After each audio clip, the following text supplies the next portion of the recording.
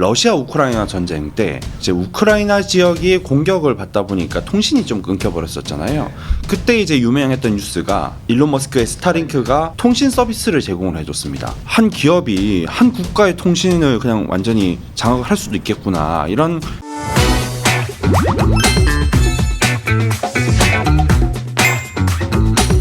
안녕하세요. 머니네버슬립 짐즈 에디터입니다. 최근 미국에서 또 가장 고속 성장하는 섹터 중 하나로 주목받고 있는 산업이 하나 있죠. 바로 우주항공 섹터인데요. 워낙에 혁신 기술이 많은 분야다 보니까 또 투자자분들께서도 어떻게 이 투자를 시작해야 할지 고민이 많으신 것 같아요. 오늘은 KB증권의 하인환 연구원님 모시고 함께 이야기 나눠보게 되었습니다. 연구원님 안녕하세요. 네, 안녕하세요. 혹시 저희 시청자분들 위해서 자기소개 한 번만 간략히 부탁드립니다. 네, 알겠습니다. 네, 안녕하십니까. 저는 KB증권 리서치센터에서 주식 시황 애널리스트로 근무하고 있는 하인환이라고 합니다. 오늘은 제가 우주항공 투자의 시대가 온다라는 책을 최근에 내가지고 이런 좀 우주항공에 대해서 소개시켜드리면 좋을 것 같아서 출연하게 됐습니다. 바로 본론으로 들어가게 되면은 그 트럼프 대통령 당선 이후 또 이제 미국 내에서 어떤 우주 산업에 대한 뭐 탈규제나 뭐 투자 이런 것들이 되게 적극적으로 진행이 되는 모습인 것 같아요. 우주 산업이라는 것 자체가 좀 어떤 가치가 있길래 이렇게까지 좀 적극적인 투자가 이루어지고 있는 걸까요? 우주 산업은 저는 이제 국방의 관점과 기술의 관점, 그리고 통신의 관점, 이렇게 세 가지로 나눠서 좀 생각을 하고 있습니다. 일단 최근에는 국방에 대한 관심이 우주 항공에 대한 관심을 더 촉발시켰던 것 같아요. 그래서 2022년에 러시아 우크라이나 전쟁 때 이제 우크라이나 지역이 공격을 받다 보니까 통신이 좀 끊겨버렸었잖아요. 그때 이제 유명했던 뉴스가 일론 머스크의 스타링크가 통신 서비스를 제공을 해줬습니다. 그냥 바로 그 다음날 통신 서비스를 제공해 줬었거든요. 그래서 이게 한 기업이 한 국가의 통신을 그냥 완전히 장악을 할 수도 있겠구나, 이런 관심이 촉발됐던 것 같고요. 사실 그 통신이라는 게 이제 안보의 측면과도 연관이 된 거거든요. 왜냐하면 다 관측할 수도 있고 연결시킬 수도 있는 거잖아요. 그래서 이제 국방에서부터 이제 연결이 되지만 통신 그리고 또 기술 이런 것 좀 쭉 연결되는 쪽으로 보시면 좋을 것 같습니다. 또 이 우주항공 산업 하면은 사실 뭐 일반적인 대중의 관점에서는 뜨문뜨문한 어떤 키워드로만 이걸 좀 접하게 되는 것 같아요. 뭐 스페이스 X라던가 아니면 뭐 최근에는 뭐 아르테미스 달 탐사라던가 특히 이제 뭐 나사나 어떤 연구 목적에 대한 이야기들을 많이 듣게 되는 것 같은데 달 탐사라던가 화성에 사람을 보내려는 시도라던가 이런 게 좀 구체적으로 어떤 가치를 창출하길래 이런 산업에 적극적으로 투자를 하고 있는 건가요? 말씀해 주신 것처럼 저희 일반 우주 산업에 대해서 아주 자세하게 알지 못하시는 일반인들 관점에서는 그런 뭐 달 탐사, 그리고 또 얘기 많이 하는 게 우주 여행, 뭐 이런 얘기들, 그런 키워드 중심으로 좀 이제 단편적으로 아시는 것 같아요. 하지만 저는 이제 그런 게 좀 뉴스로는 더 많이 나오긴 하지만 그거는 뭐 정말 장기적으로 이제 나중에 언젠가 꿈꾸는 그런 목적인 거고, 그걸 달성하기 위한 과정들에 오히려 저는 더 가치가 많이 창출될 수 있다라고 생각을 합니다. 그래서 잠깐 이제 그 우주 산업의 역사를 짧게 소개시켜 드리면은, 우주 산업의 역사는 1950년대에 시작이 됐거든요. 1950년대에 소련이 스푸트니크 1호라고 하는 인공위성을 발사해서 성공시켰습니다. 그런데 이제 우리나라 사람들은 이 단어가 되게 익숙하실 거예요. ICBM, 대륙간 탄도미사일. 이제 뭐 우리는 맨날 북한 때문에 특히 우리나라 분들은 이제 좀 익숙하신 단어인데, 그 인공위성이라는 게 결국 이 ICBM이라는 거에 장착을 해서 이렇게 우주로 올려보내는 거거든요. 그러면 이제 1950년대 기준으로 돌아가서 한번 생각해 보시면은, 그때는 이제 소련과 미국이 냉전 시대였었잖아요. 군사력 경쟁을 하던 시기였는데 소련은 또 공군력이 미국에 비해서 좀 많이 부족했었거든요. 그러면 이제 이 ICBM이라는 걸 우주 궤도에 올렸다라는 의미는 거기에 사실 핵탄두를 장착을 하면은 미국 본토까지도 날아갈 수 있다라는 의미가 됩니다. 그래서 이제 그런 국방의 관점에서 봤을 때 미국이 너무 화들짝 놀라버린 거죠. 이제 언제든 핵폭탄을 맞을 수 있겠구나, 이런 우려가 생겼고, 그래서 이제 그때부터 우주산업 투자를 본격화합니다. 그 직후에 만들어진 게 우리가 잘 아는 나사. 그리고 또 제가 굉장히 좋아하는 기관이 다르파라는 기관이 있거든요.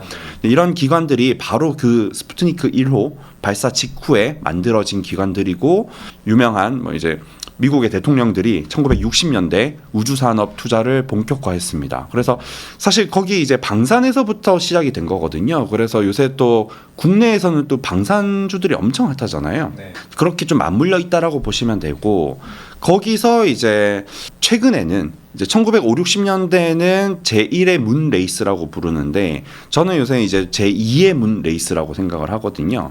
요새는 이제 단순히 그렇게 뭐 우주 발사, 뭐 이제 위성을 올리고 거기서 끝나는 게 아니라 그걸 활용하는 쪽으로 이제 관심이 넓혀지고 있습니다. 그래서 뭐 예를 들면 관측, 감시. 그래서 이제 인공위성을 발사한 다음에 우리나라 기준으로 생각해 보시면 북한에서 어떠한 활동이 일어나고 있는지 감시를 관측을 할 수가 있는 거잖아요. 그런 또 이제 안보, 국방 관점에서의 고려해 볼 수 있는 부분이 있고, 또 인공위성을 이제는 이제 뭐 정부 기관만 발사하는 게 아니라 요새는 특히 스페이스X가 주도하잖아요. 그래서 민간으로 진출을 하고 있는데, 인공위성이 많이 발사되면은 그걸 이제 활용하는 통신 서비스로도 지금 확장되어 가고 있는 중인 것 같습니다. 네. 말씀 주신 것처럼 이제 투자자의 관점에서 바라봤을 때는 좀 더 단순히 어떤 뉴스를 통해서 접하게 되는 몇몇 키워드보다도 뭐 안보나 기술이나 통신 이런 분야에서 창출되는 가치가 더 많이 있겠다는 생각이 들어요. 네. 그런데 우주 산업이 뭐 이런저런 가치들을 많이 만들어낼 수 있겠다 이런 생각은 또 드는데, 한편으로는 이 우주 산업에 도전한다는 것 자체가 또 비용적으로 굉장히 진입 장벽이 높고 네. 많은 비용이 들어가는 산업이잖아요. 네. 이런 부분에 대해서 그러면은 뭐 이게 가치를 아무리 창출한다고 해도 비용이 너무 커버리면 수익성이 안 나올 수도 있는 건데, 네. 좀 이런 비용과 관련한 부분은 최근 이 우주 산업에서 어떻게 절감 노력이 이루어지고 있나요? 비용과 관련해서는 두 가지로 이것도 좀 나눠서 생각해 보실 수가 있을 것 같아요. 일단은 비용 절감 노력보다도 그냥 비용을 쓰더라도 어쩔 수 없이 투자할 수밖에 없는 분야. 이게 첫 번째 관점인데, 이제 말씀드렸듯이 이 우주라는 거는 국방 안보와 직결되는 되는 산업이거든요. 그래서 우리가 만약에 이쪽을 아예 투자하지 않고 그냥 미국에 전적으로 의존해 버린다면은 스페이스X를 통해서 뭔가 위성을 발사하려고 해도 이제 몇 개월, 뭐 1년 이렇게 기다려야 될 수도 있거든요. 그러니까 이제 특히 우리도 이제 이런 쪽을 투자를 본격화하고 있는 중이고, 미국이나 중국처럼 이런 패권 경쟁을 하는 국가들 입장에서는 특히 중국이 이제 미국의 스페이스X 의존을 할 수는 없을 거잖아요. 그러니까 이제 정부에서 투자를 엄청나게 많이 하는 겁니다. 그렇게 되면은 이게 돈이 많이 든다고 해서 투자를 안 할 수가 없죠. 그러면 국방 안보가 밀리기 때문에, 그래서 그냥 비용과 상관없이 정부에서 계속 투자하는 분야, 먼저 그렇게 한번 좀 이해해 보시면 좋을 것 같고요. 이제 투자의 관점에서 생각해 본다면은 사실 정부의 지출이 기업들한테 넘어오는 과정에 있는 거잖아요. 그러니까 이제 저희 입장에서 주목을 해야 되는 거고요. 두 번째는 이제 말씀해 주신 비용 절감의 노력인데, 이게 1950, 60년대에는 사실 첫 번째 말씀드렸던 그런 정부 지출 관점에서만 이제 집중이 됐었기 때문에 비용 절감의 노력이 없었습니다. 왜냐하면 정말 그때는 군사 안보 이것만 중요했었거든요. 그래서 돈을 얼마를 쓰든 소련보다 기술을 앞서는 게 더 중요했기 때문에 비용 절감 노력이 없었는데, 요새는 이제 민간에서 주도를 하는 우주항공 시대가 됐습니다. 특히 스페이스X가 그렇고요. 민간은 정부처럼 그렇게 돈을 막 낭비하면서 투자를 할 수는 없죠. 말씀해 주신 것처럼 이제 수익화를 해야 되는데, 이 수익화의 가장 핵심이 이제 로켓을 재사용하는 겁니다. 그래서 이제 이런 것들은 뭐 유튜브 같은 거 찾아보시면 바로바로 나오는데 계속 기술이 발전하고 있어요. 5, 60년대에만 하더라도 로켓을 발사하고 한 번 발사하고 끝났거든요. 뭐 예를 들면 우리가 이제 자동차를 타는데 한 1000km만 타고 그냥 끝나는 겁니다. 그럼 자동차를 버리고 이제 버리고 또 새로 사야 되는 거죠. 네. 이제 비용이 많이 들잖아요. 뭐 한 1억짜리 차를 그렇게 샀다 하면은.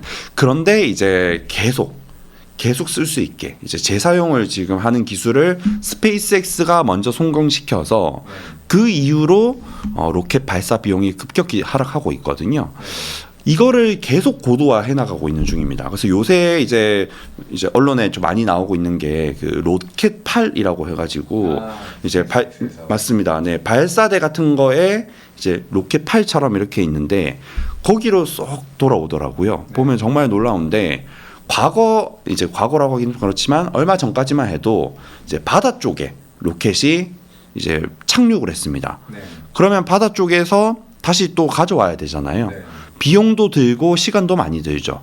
근데 이제 그런 거를 로켓 거치대에 그냥 팔에 이렇게 쏙 집어주는 방식으로 바뀌게 되면은 가져오는 시간도 안 들게 되고 네. 또 거기서 그냥 바로 또 발사를 할 수 있게 된다면은 비용도 훨씬 절감이 되죠. 네. 그래서 이런 식으로 로켓 재사용 기술이 가장 핵심이고 그 기술도 여전히 계속 또 개선되고 있는 중이다라고 이해하시면 될 것 같습니다.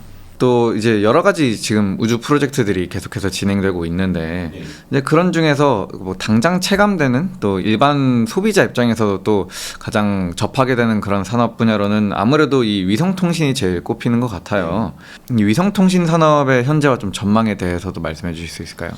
위성통신 산업이 지금은 되게 제한적인 분야에 적용이 되고 있습니다. 그래서 네. 뭐 예를 들면 위성통신이라는 게 정말 우주에서 이렇게 위성에서 통신을 제공을 하는 거잖아요. 지금은 이제 중궤도 그냥 이제 그 중저 초저 이렇게 단어로 이해하시면 굉장히 편한데 우주가 이렇게 궤도가 이제 높낮이가 있죠.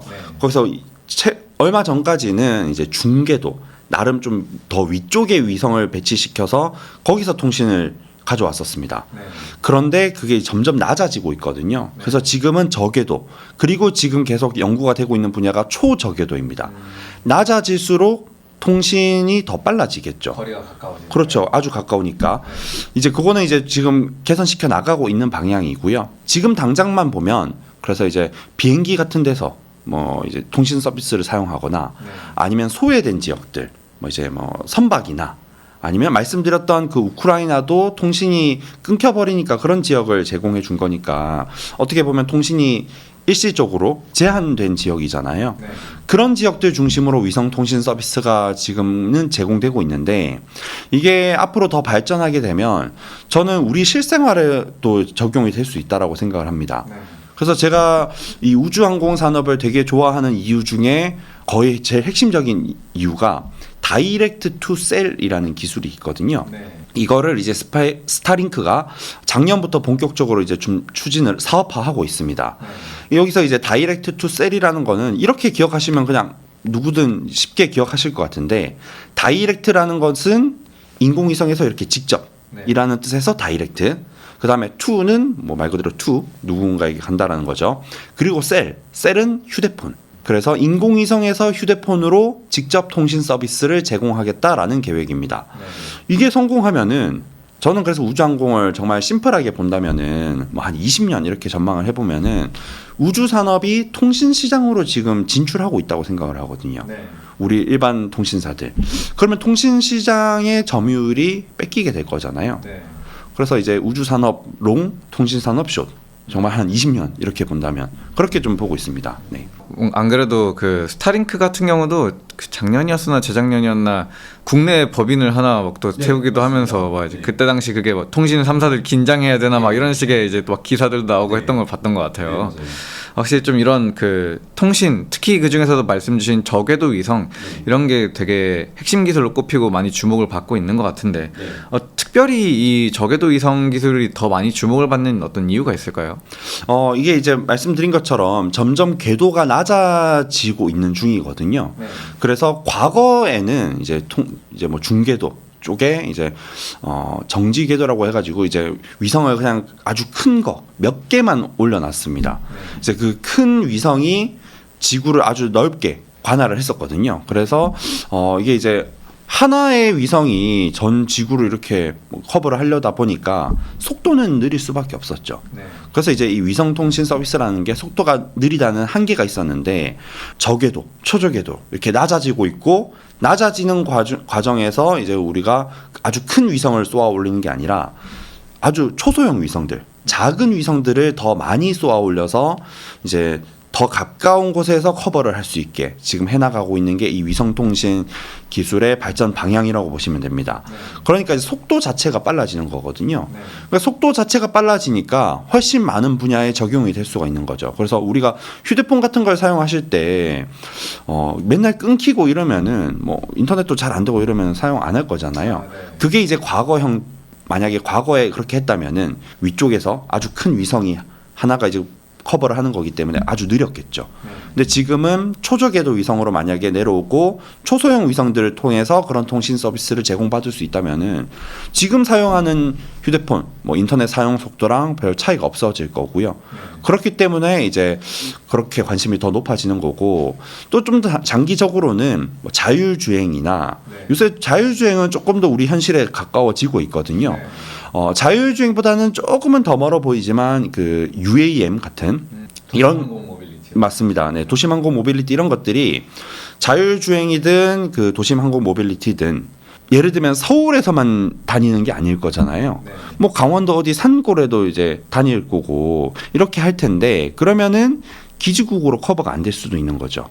이게 우리나라 분들은 또 제가 이렇게 말씀을 드리면은 기지국 다 깔면 되지 않냐 이렇게 얘기하시는 분들이 간혹 계시는데 우리나라는 영토가 작으니까 이제 좁으니까 그럴 수 있겠죠. 하지만 미국이나 중국처럼 영토가 큰 국가들은 기지국을 다 깔기 어려울 겁니다. 그러면 결국 위성 통신을 통해서 이제 그런 좁은 이제 소외된 지역들을 커버할 수밖에 없을 테고 그게 이제 위성 통신에 대한 관심 또는 수요가 높아지는 배경이 아닐까 저는 그렇게 좀 생각하고 있습니다. 머니네버슬립 뉴스레터와 네이버 프리미엄 콘텐츠 지금 바로 구독해보세요.